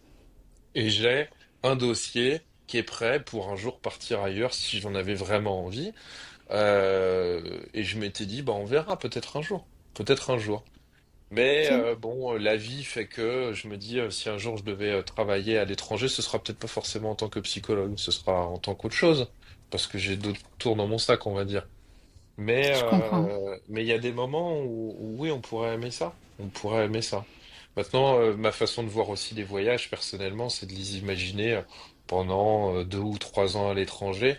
Mais faire une vie complète dans une autre culture, ça demande quand même encore autre chose, en fait. Voilà. Tout à fait, comme tu l'as si bien dit, c'est très différent. Là, on arrive vraiment dans le quotidien. Ton quotidien, il est dans un autre Ouais. contexte, dans une autre, avec d'autres valeurs, une autre société, Mm. d'autres visions. Donc, effectivement, rien à voir. Ok, bah en tout cas, est-ce qu'il y a quelque chose d'autre que tu aimerais transmettre à nos auditeurs, quelque chose que tu aurais aimé savoir, toi, en tant qu'étudiant, avant de partir au Québec, par exemple? Il m'a rien manqué de particulier. J'encourage ceux qui peuvent partir à partir, et notamment les psychologues, parce que je trouve que ce qui se passe en Belgique est intéressant, ce qui se passe en Suisse est intéressant. On n'est pas obligé d'aller dans un pays dont on ne maîtrise pas la langue. Le Québec aussi est intéressant. Il y a de paradis nulle part, hein, ça se cultive à l'intérieur de nous. Parce que l'herbe est toujours plus verte ailleurs, et puis après on se rend compte que c'était dans notre œil, cette beauté, et pas dans ce qu'on a vu, c'est clair. Mais donc j'encourage les gens à aller chercher ailleurs, et puis j'encourage aussi ton initiative, parce que pour reboucler encore sur le même thème, je crois que ça ne fait jamais de mal de comprendre dans quel système on a été moulé et comment on voit le monde en fait. Et on se rend compte à un moment donné qu'on aurait pu voir plus loin, qu'on aurait pu voir complètement autrement, que tout est relatif, et c'est là où les choses deviennent intéressantes. C'est quand on, comme disent les Nord-Américains, quand on pense en dehors de la boîte. Parce qu'après, on sait pourquoi on est dans la boîte. Tu vois? Oui, Quand il arrive des pathologies, quand il arrive des nouvelles thérapies, quand il arrive des nouvelles normes, on peut y résister, on peut s'y complaire, on peut ne pas voir la question, mais je crois que quand on commence à voyager, et y compris dans nos lectures, il suffit de lire ce qui se fait dans d'autres pays ou suivre les conférences dans d'autres pays, je pense qu'on peut d'autant plus apprécier ce qu'on fait et mieux l'intégrer au fond de soi aussi. On est un tout peu à moins fait. mouton et on sait pourquoi on fait les choses. Voilà. Puis je dirais Donc, même qu'on fait des choix qui nous ressemblent plus. exactement, parce qu'on a choisi. C'est ce que je te Mm. disais sur ce syndrome d'aliénation professorale. C'est qu'en fait, pour aimer la thérapie comportementale, l'approche humaniste, l'hypnose, la systémie, le MDR, l'ICV, tout ça, c'est important de savoir d'où ça sort, en quoi c'est original. Parfois, c'est pas vraiment original. Pourquoi c'est venu me chercher? Et puis, encore une fois, notre liberté, on l'a en choisissant ses servitudes. Et donc, d'une certaine manière, aucun système n'est parfait. Mais comme la question du consentement, dont on parle beaucoup chez les psychologues, il faut faire un choix libre et éclairé. Et pour qu'il soit libre et éclairé, il faut avoir goûté. Voilà. Sinon, c'est un chemin de frustration, c'est un chemin où on se croit libre et en fait on est esclave. Donc je crois qu'il faut goûter à plusieurs choses pour pouvoir après se l'approprier, s'identifier à ça et le vivre pleinement et joyeusement, quoi. Donc ton initiative, elle est super. J'espère que tu auras d'autres psychologues aussi, peut-être, tu auras peut-être d'autres professions, hein, mais que tu auras d'autres professionnels qui viendront discuter de ces frontières entre notamment le Québec ou le Canada et puis la France, l'Europe, parce que il y a pas de bon système, mais il y a quelque chose qui correspond aussi à ce qu'on est, notre personnalité, notre trajectoire, quoi. Tout à fait. Bah, en tout cas, merci beaucoup pour ton témoignage. Merci à toi pour ton soutien. Donc, nous allons terminer ce podcast sur ces mots. Merci beaucoup, Maximilien. C'est moi qui te remercie. Bye, bonne journée. Merci à toi d'avoir écouté cet épisode. N'hésite pas à mettre un commentaire sur celui-ci, sur toutes les plateformes d'écoute. Tu peux partager l'épisode, mettre un commentaire, t'abonner à la chaîne. Également, tu peux nous retrouver dans nos liens utiles dans la barre d'infos. À bientôt!